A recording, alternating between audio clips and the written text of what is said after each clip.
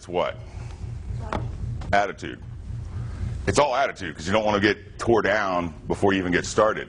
And I always tell people you got to be too dumb to quit, right? And trying to sell tickets to an event where somebody's going to say, hey man, we're going to make you feel uncomfortable. Let me sign up.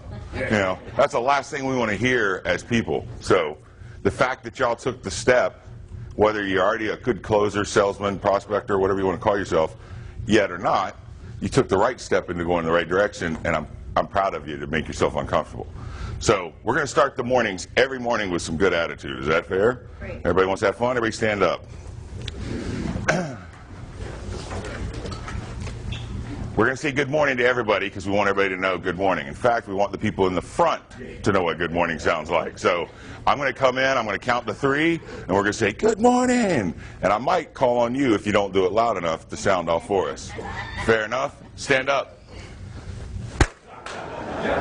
Who are we missing? All right, you ready? 1, 2, 3! No, that's not the right attitude. No, that was the attitude of a presenter. That was the attitude of an order taker. I want the attitude of a frickin' closer, all right? Because that's what we're here to do. Ready? 1, 2, 3! Now we'll do it. All right, good job. Thank you. Give yourself a hand. Hopefully by Friday we'll get kicked out of here. Who was here at the first event? You said Ruben? Who else? Paulie? Paulie became part of the family from that thing, huh? Sid, you ain't gonna believe this, but 3 or 4 years ago, the first live event I ever did, local search conference, was actually in this very room? In the room next to us. We had these 2 rooms, and I know that Patty, Leanne,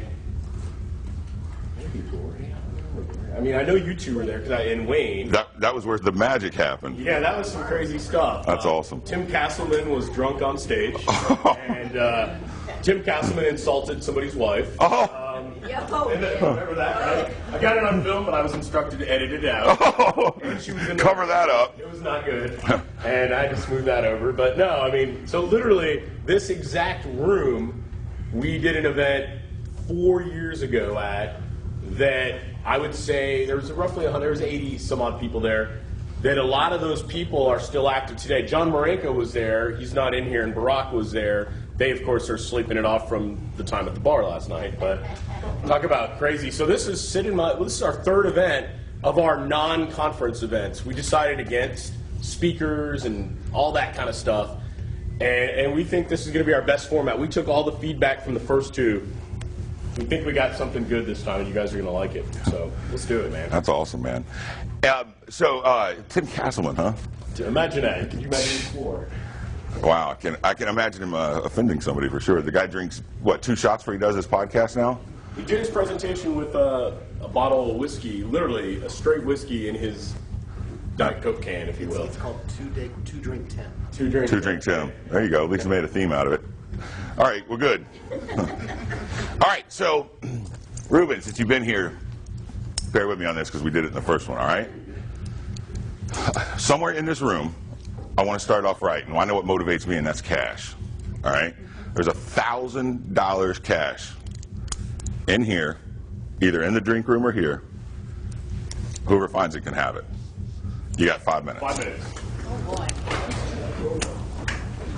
It's not in my boxes of stuff here. All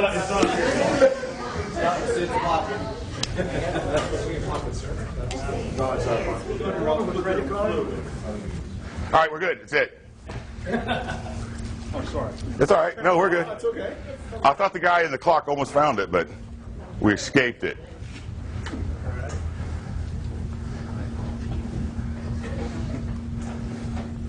Don't touch me. No, I'm kidding. Southern boy. I think you have to sit down now, is that it? Yep, that's it. Nobody found it? It's right here, in my back pocket. Oh, that's not fair, because I asked Brian, and he said you guys didn't have it. You did. And you know what? Customers tell you they can't afford it either. You know what I mean? I ain't got enough money. Right? Paul, it's right here in my back pocket. You can call off your dogs back there. Bring them in.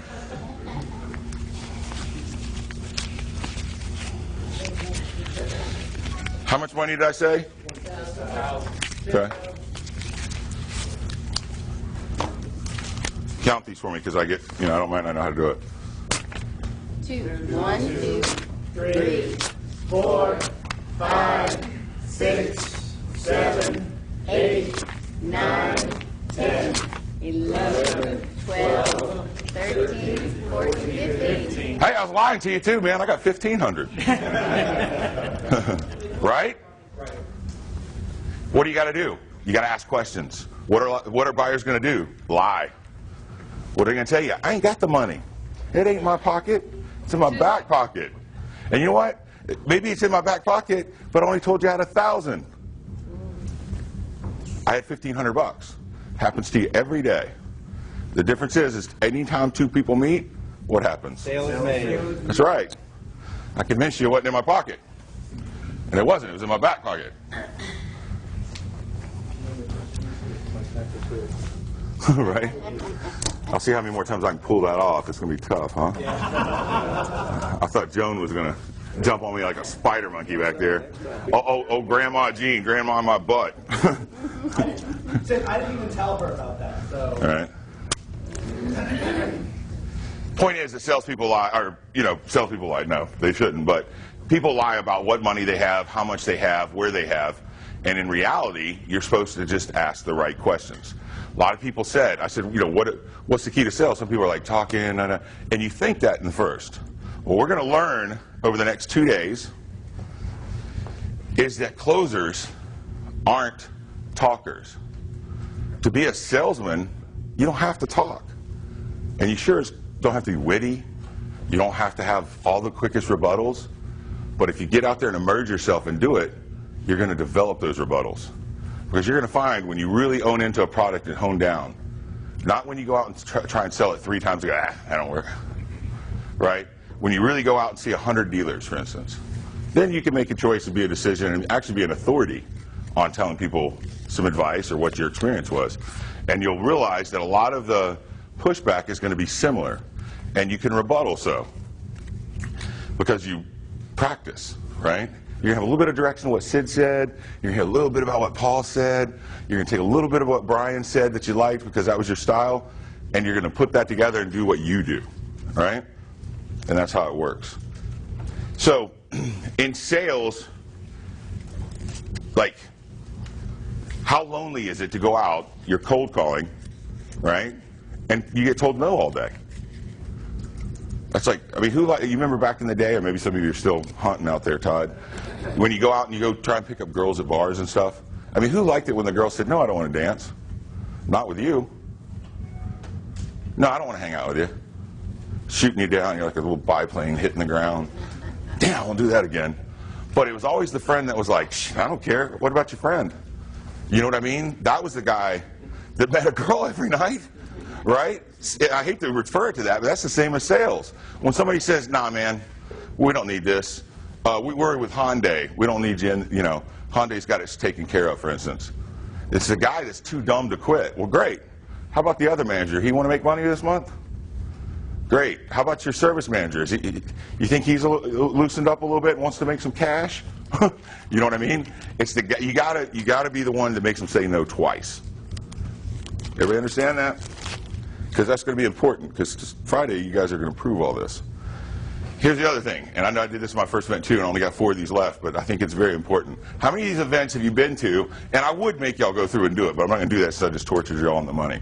How many of these events you went to, Frank Capuzzo, and they said, write down your goals?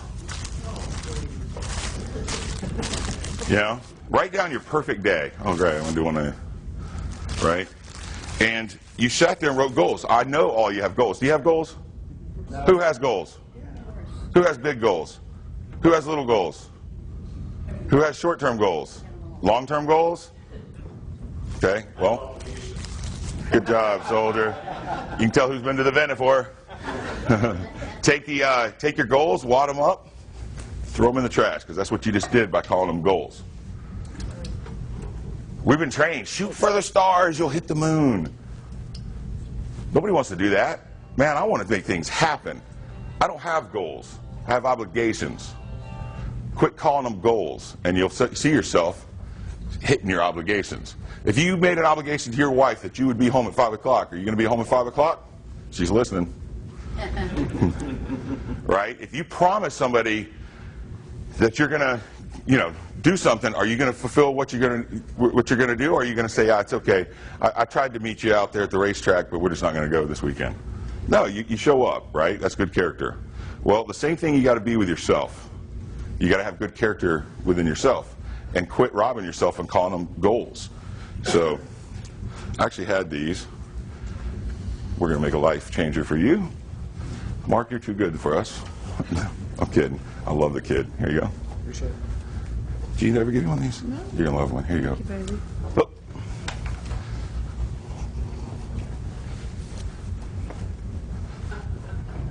You always know when you're an IAMer when you're working.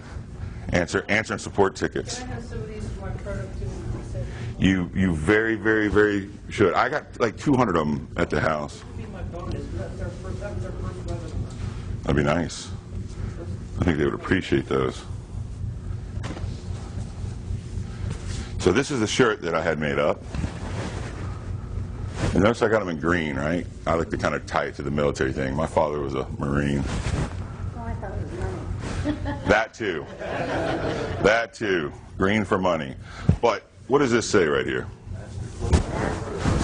All right. Master closer. What's the difference?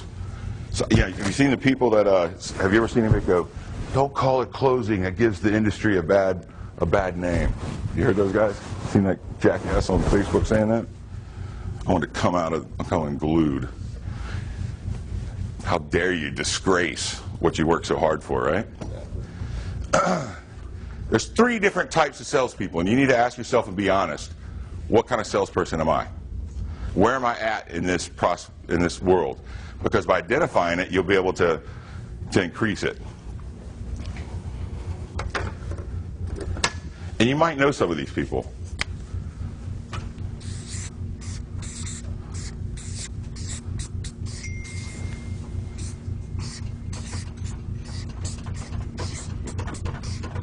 This is the first one.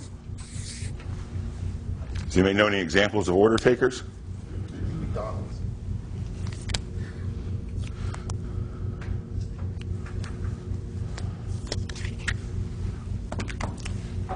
McDonald's. At least they got taught the menu, right? What do they say at McDonald's? Can I take your order, please? Yeah, they actually made it illegal, the menu sell in there, because it works. I got something in my eyes killing me.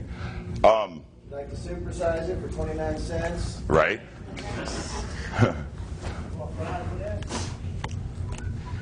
Order takers. Everybody knows in every business you have an order taker. It's the guy or girl that can sit there and take your order. They'll ask all the, what you want, what color you want, how fast you want it, all the different specs and whatnot. But in reality, all they're doing is really taking the order. And some people actually put on a cloak and get away with being a salesperson because they have a lazy manager that's not willing to look for anything more than order takers. So they do exist in every sales organization. I find them to exist in corporate sales organizations quite commonly. Big companies, the ones you go get college degrees for. Yeah. Bunch of order takers. And that's okay. Because if you're an order taker, you can always move up. Man, it's hot as hell in here, isn't it? Or is it me? All right, 2. Anybody know what the second one is? Types of salespeople? We had all these guys in the car dealership. You know I'm going to use car terminology a lot. Presenter. We call them the gearheads. When somebody wanted to know what size the lug bolt pattern was in order to buy something, ask that guy. What does a lug bolt pattern have to do with buying a car? Nothing. What does it matter if you have, I don't know, I don't want to pick on anybody, but those guys that right after something comes out, they ask every detailed question that really doesn't matter, right? Because they got the wrong attitude, the wrong mindset, and they're looking at the wrong stuff. However, as a presenter, you're able to do the best presentation of that vehicle are that product of eBay because you know all the answers. You studied it, you know it, you own it, you love it. It's a passion for they're bought in mentally. And they sneak through, right? They sneak through and actually can sell a moderate amount, therefore they can run mid on the board. They can do a decent job selling. They can, be on sales teams and sales forces because they run average numbers and they're better than nobody, right? At least they're a body that fills up the room. But they can sit there and go through every single technical aspect of a product, from nuts to bolts, everything, A to Z. Do we know any of those people? Sure. Are you one of those people? It's okay. It's okay. A lot of us are, right? Sometimes we just focus on the wrong thing, and that's all right. This weekend, we're going to be closers, so we're going to focus on the right thing. Then third year, you have closers.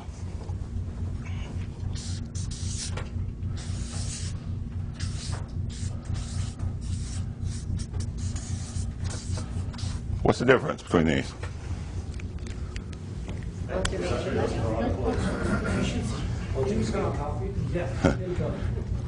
Coffee's for closers? They take control of the sales process. That's right. Good job. What else? Order takers aren't really thinking, they're just repeating what they've learned, but a closer is really asking questions and getting feedback and heating up the customer. Right.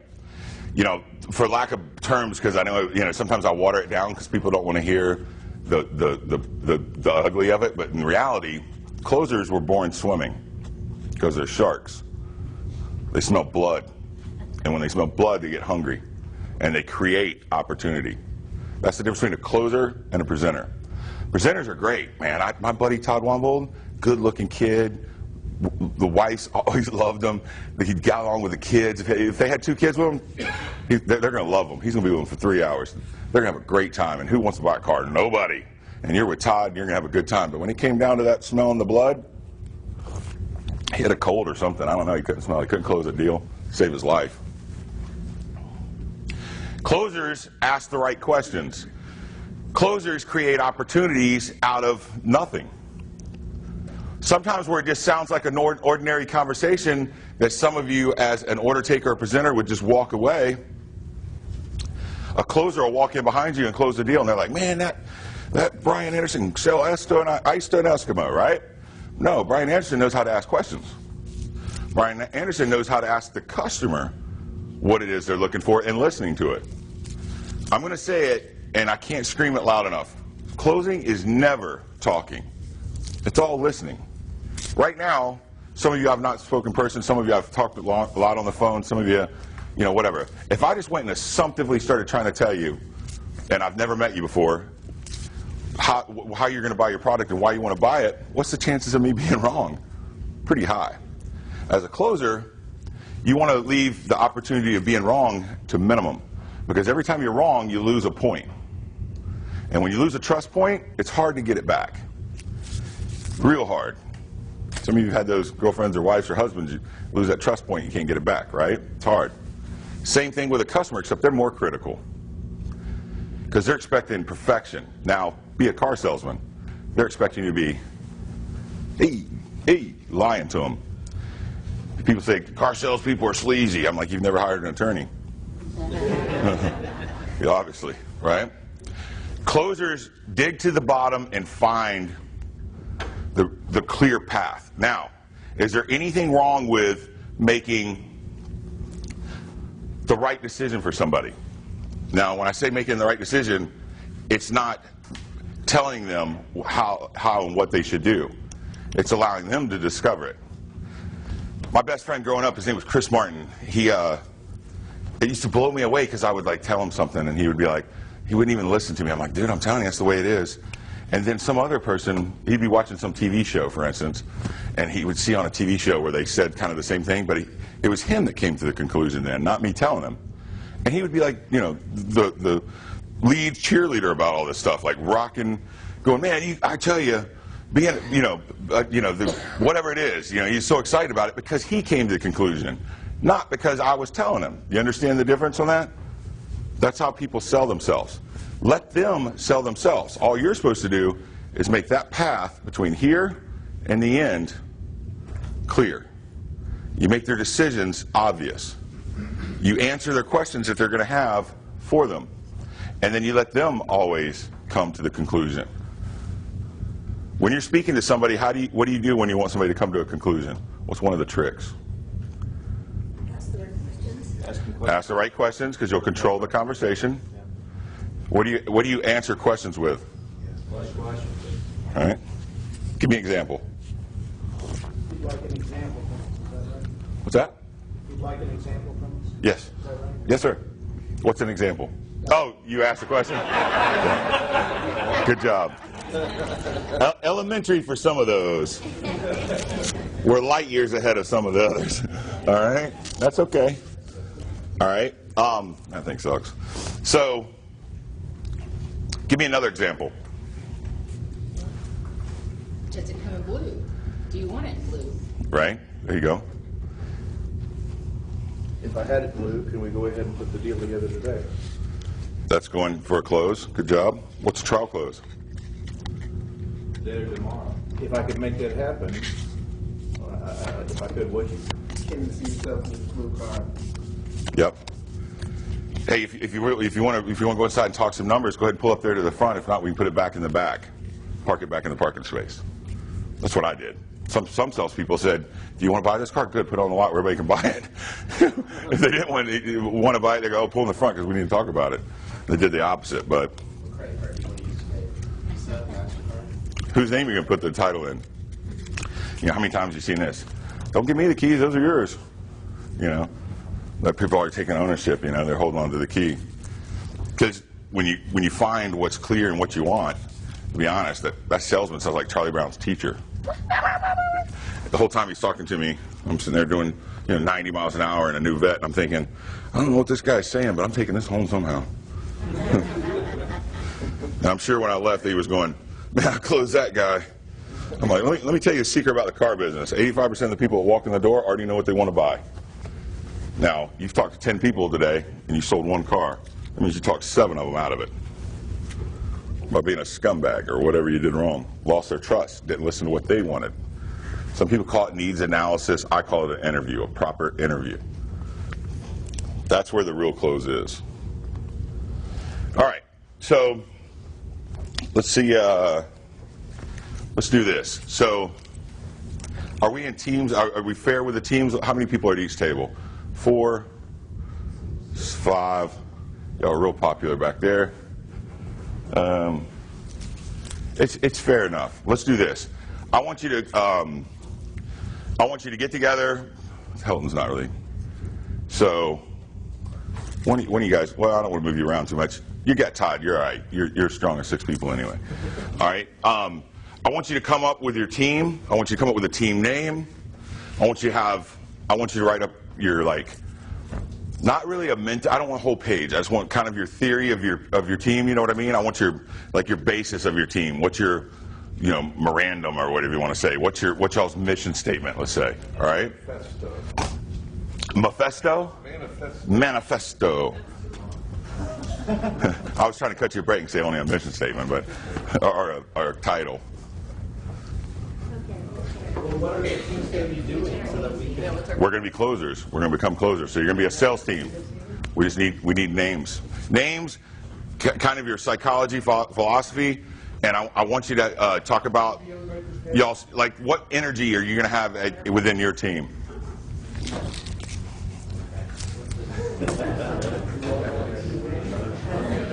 Hey, and by the way, what I'm trying to pull off here is actually had somebody schedule an 11 a.m. close. I got that on my CETA link for you 1% members. I'm going to do it live if we can pull it off. I ain't even met the person, so it'd either be the greatest thing or the worst thing.